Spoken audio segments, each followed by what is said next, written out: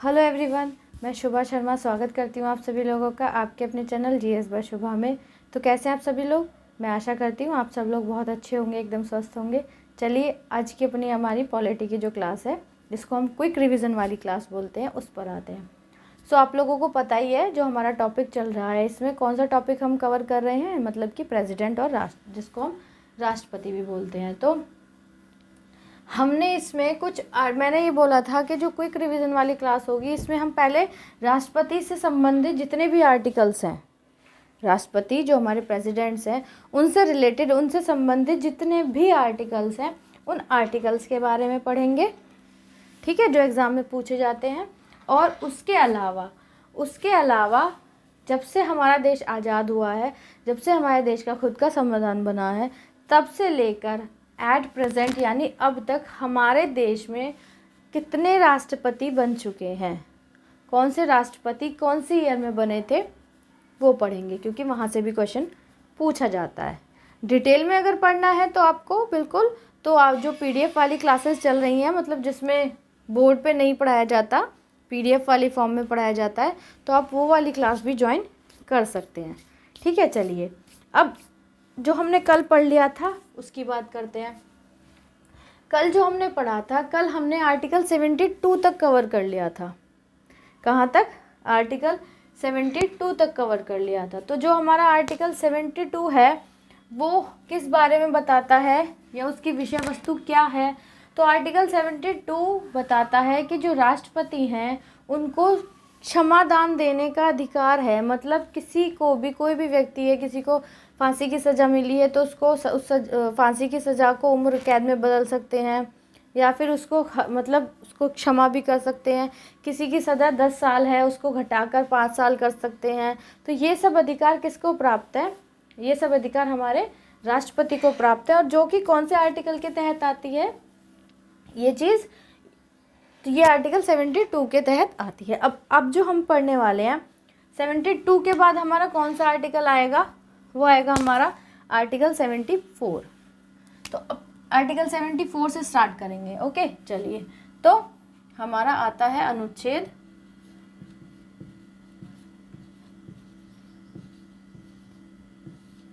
74,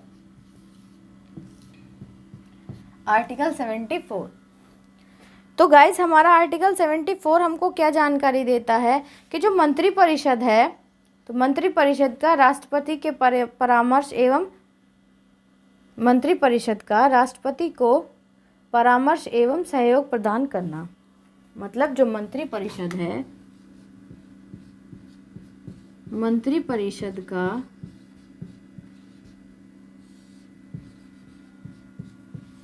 राष्ट्रपति को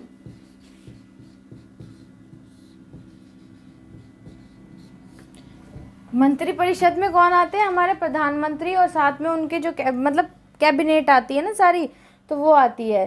तो मंत्रिपरिषद का राष्ट्रपति को परामर्श एवं सहयोग प्रदान करना।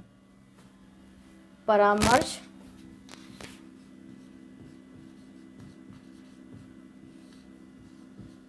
एवं सहयोग प्रदान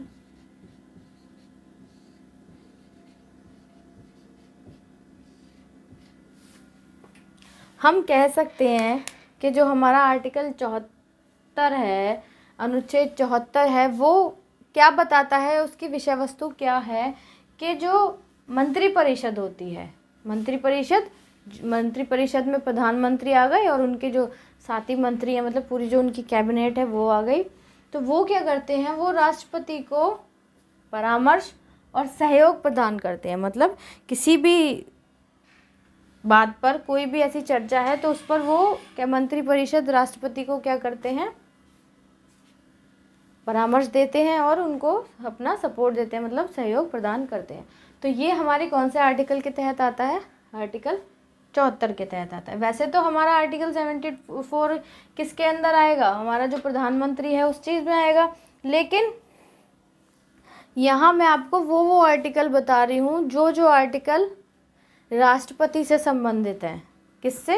राष्ट्रपति से जो भी आर्टिकल संबंधित है, चाहे वो किसी भी टॉपिक का हो, आर्टिकल 74 मंत्रिपरिषद के टॉपिक, जो हमारे प्रधानमंत्री हैं उस वाले टॉपिक का आता है, बट फिर भी ये है किससे रिलेट करता है, ये हमारे प्रेसिडेंट से रिलेट करता है, तो इसीलिए मैंने ये वाला आर्टिकल आपको बता दिया, मतलब प्रेसिडेंट के अंदर ही सारे आर्टिकल्स बता दिए हैं। ठीक है, बता दूंगी मतलब जो रह रहे हैं। तो आर्टिकल 74 हमको क्या बताता है, जो मंत्रिपरिषद है, मंत्रिपरिषद का राष्ट्रपति को परामर्श एवं सहयोग प्रदान करना। फिर नेक्स्ट क्या आता है हमारा, अनुच्छेद 75।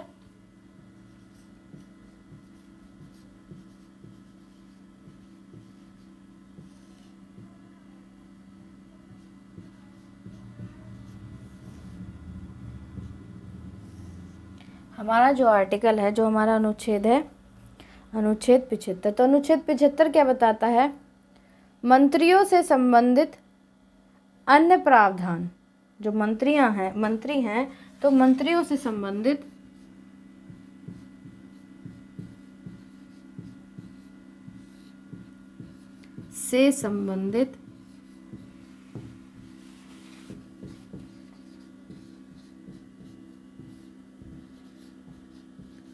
अन्य प्रावधान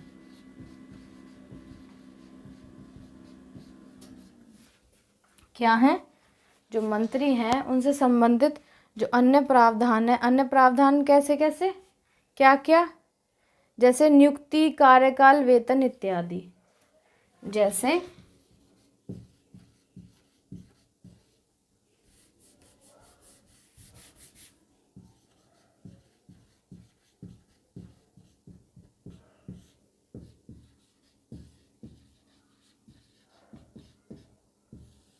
नियुक्ति,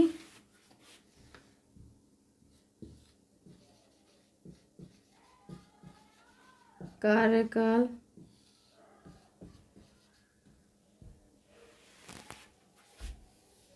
एवं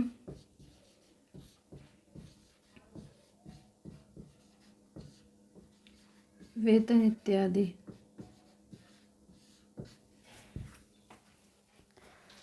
तो आर्टिकल जो 75 है वो क्या बताता है,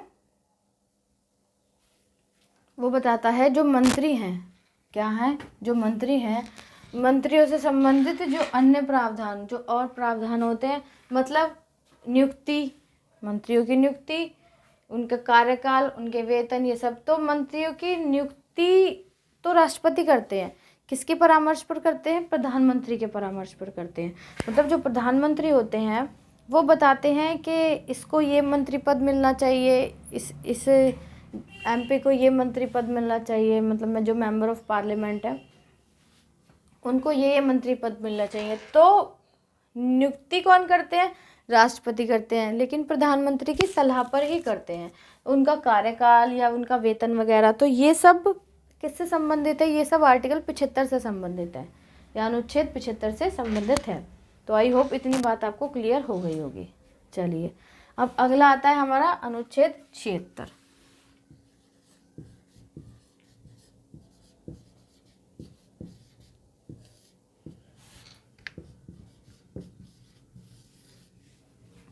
तो जो अनुच्छेद 76 है वो क्या बताता है, वो क्या जानकारी देता है, भारत के महान न्यायवादी, कौन, भारत के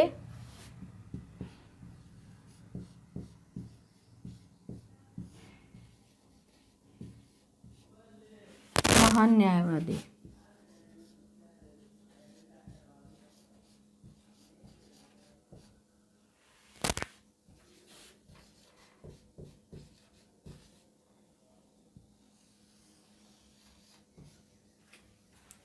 कौन है, भारत के महान न्यायवादी।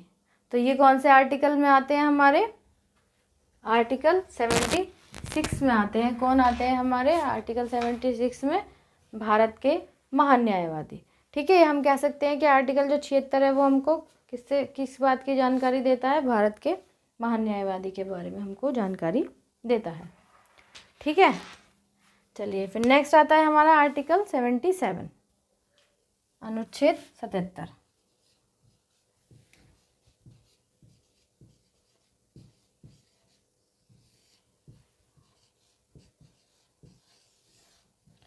अनुच्छेद 77 हमको क्या बताता है,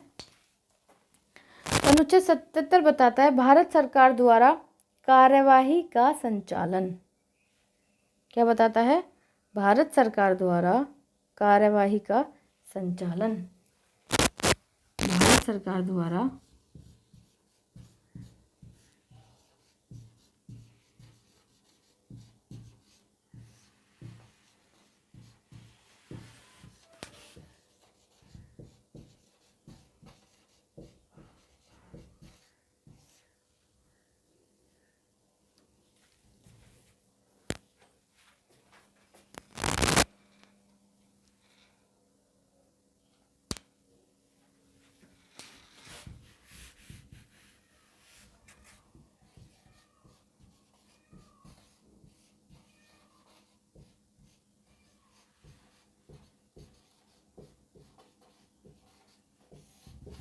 जो भारतीय सरकार है उसके द्वारा कार्यवाही का जो संचालन है वो किस तरीके से होगा, तो ये सब कौन बताते हैं? ये सब राष्ट्रपति ही बताते हैं। तो जो कौन से आर्टिकल से संबंधित है? आर्टिकल 77 से संबंधित है।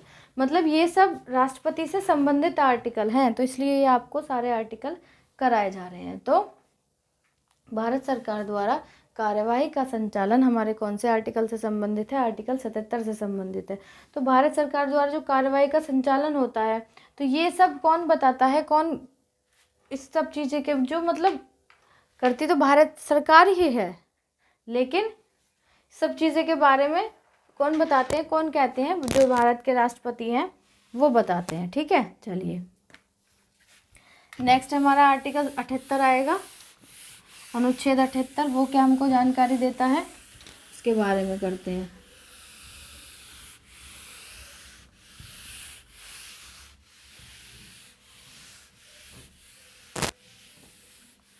आर्टिकल 78, तो आर्टिकल 78 क्या जानकारी देता है?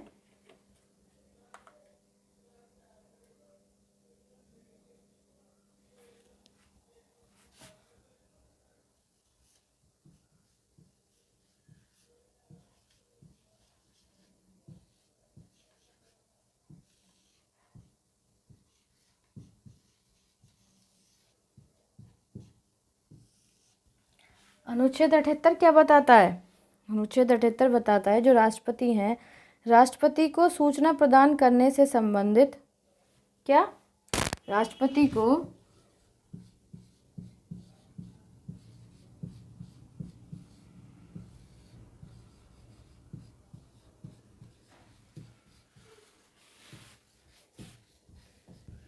सूचना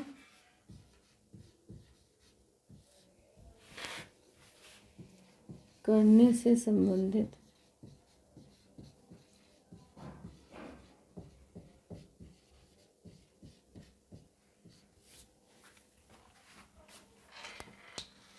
राष्ट्रपति को सूचना प्रदान करने से संबंधित प्रधानमंत्री के दायित्व इत्यादि।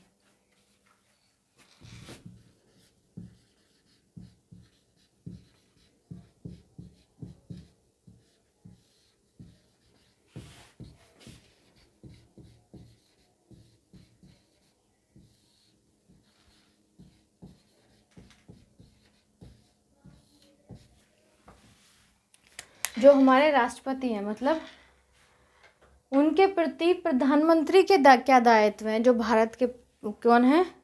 प्राइम मिनिस्टर हैं, पीएम हैं, उनके क्या क्या दायित्व हैं? तो वो कौन से आर्टिकल से संबंधित है? आर्टिकल 78 से। मतलब कि प्रधानमंत्री क्या है, यदि कुछ कार्य कर रहे हैं, कुछ भी कर रहे हैं, मतलब तो उससे पहले उनको उस बात की सूचना राष्ट्रपति को देनी होगी। तो राष्ट्रपति को सूचना प्रदान करने से संबंधित प्रधानमंत्री के दायित्व इत्यादि, मतलब प्रधानमंत्री को क्या क्या दायित्व के कुछ दायित्व ऐसे हैं कि वो काम करने से पहले, उन कामों को करने से पहले उनको राष्ट्रपति को सूचना देनी होगी, राष्ट्रपति को सूचना प्रदान करनी होगी। मतलब प्रधानमंत्री वाला जो टॉपिक पढ़ेंगे ना, तो उसमें हम उन दायित्वों के बारे में पढ़ेंगे कि क्या क्या दायित्व हैं। डिटेल में उन दायित्वों के बारे में भी हम उस क्लास में पढ़ेंगे। अभी मैं नहीं बता सकती आपको, क्योंकि जब है ही क्विक रिवीजन वाली क्लास, तो जब डिटेल में पढ़ाऊंगी तब मैं सारा एक्सप्लेन कर दूंगी। ठीक है, चलिए नेक्स्ट आता है हमारा कौन सा आर्टिकल? आर्टिकल 85, अनुच्छेद 85।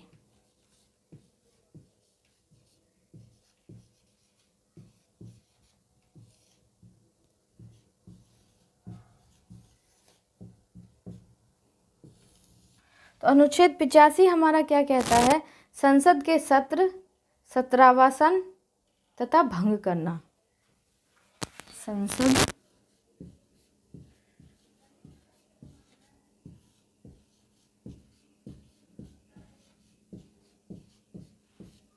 संसद का जो सत्र होता है, संसद का सत्र सत्रावसान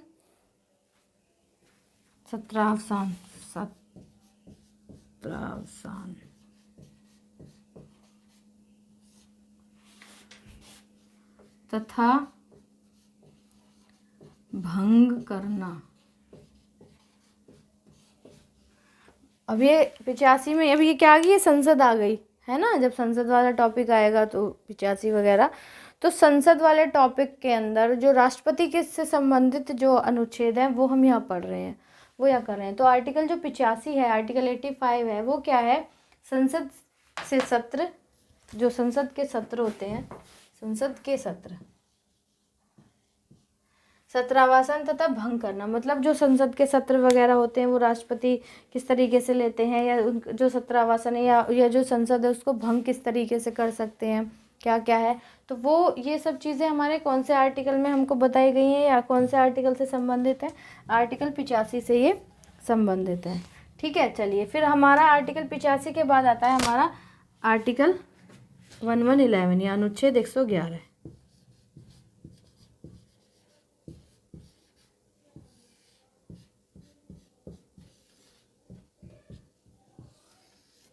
तो जो हमारा अनुच्छेद 111 है वो क्या बताता है? संसद द्वारा पारित विधेयक पर सहमति प्रदान करना। क्या बताता है? संसद द्वारा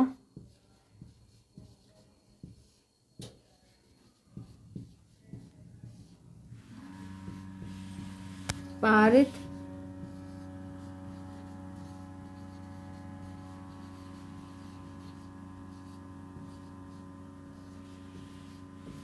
विधेयक पर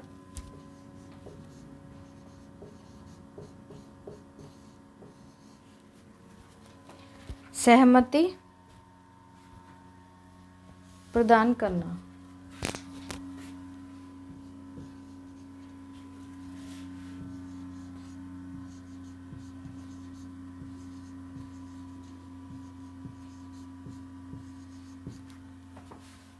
जो संसद होती है, जो पार्लियामेंट होती है, वो कोई भी विधेयक वगैरह पारित करती है तो उस पर राष्ट्रपति की सहमति होना बहुत ज़रूरी है। यदि राष्ट्रपति उस पर सहमति नहीं देते तो वो विधेयक संसद द्वारा पारित नहीं किया जा सकता।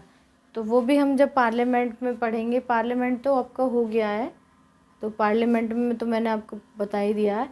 तो ये क्या है? ये चीज़ हमारी कौन से आर्टिकल से रिलेटेड है? आर्टिकल 1111 से ये हमारी रिलेटेड है। क्या? संसद द्वारा पारित विधेयक पर सहमति प्रदान करना। मतलब संसद कोई विधेयक वगैरह पारित करती है तो उस पर राष्ट्रपति की पूर्व सहमति बहुत ज़्यादा ज़रूरी है। फिर आता है हमारा आर्टिकल 112, अनुच्छेद 112। तो अनुच्छेद 112 में क्या बताया है वो जानते हैं। चलो, अनुच्छेद 112।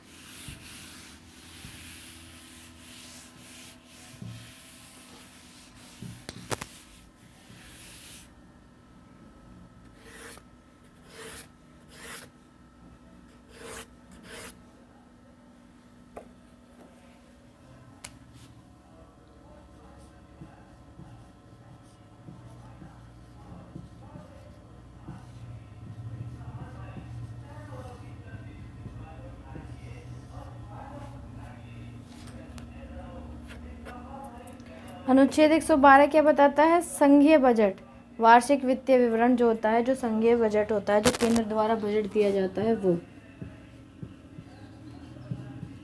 संघीय बजट, वार्षिक विवरण।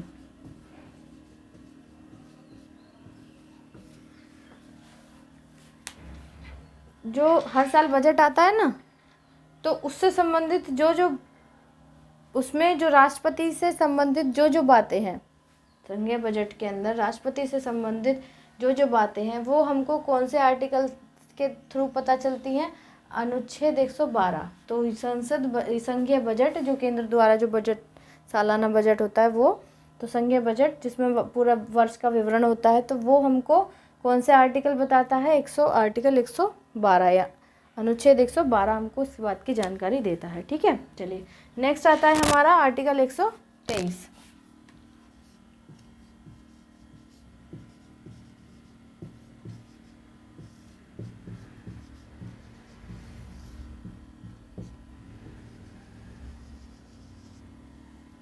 अनुच्छेद 123 क्या बताता है? राष्ट्रपति की अध्यादेश जारी करने की शक्ति। राष्ट्रपति की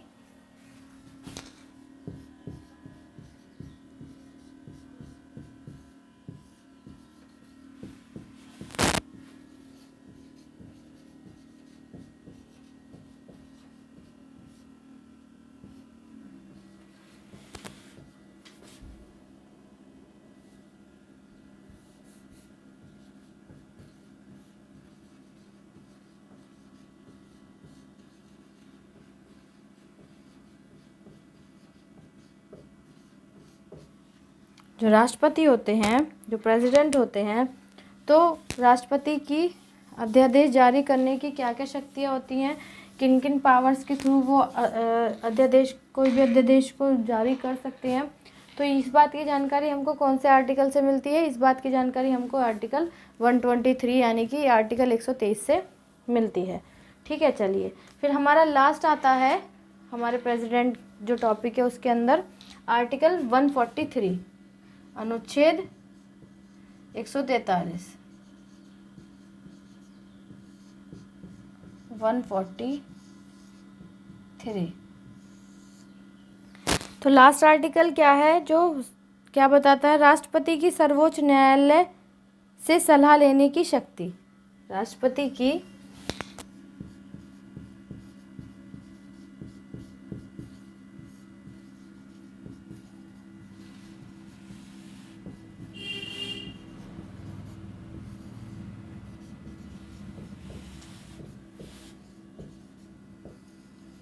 न्यायालय से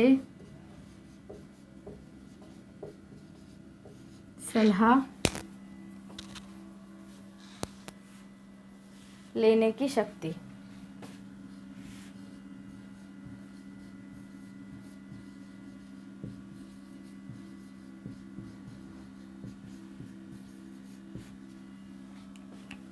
मतलब जो हमारा आर्टिकल 143 है, अनुच्छेद 143 हमको क्या जानकारी देता है, उसकी क्या विषय वस्तु है कि जो राष्ट्रपति होते हैं, राष्ट्रपति की सर्वोच्च न्यायालय से सलाह लेने की शक्ति।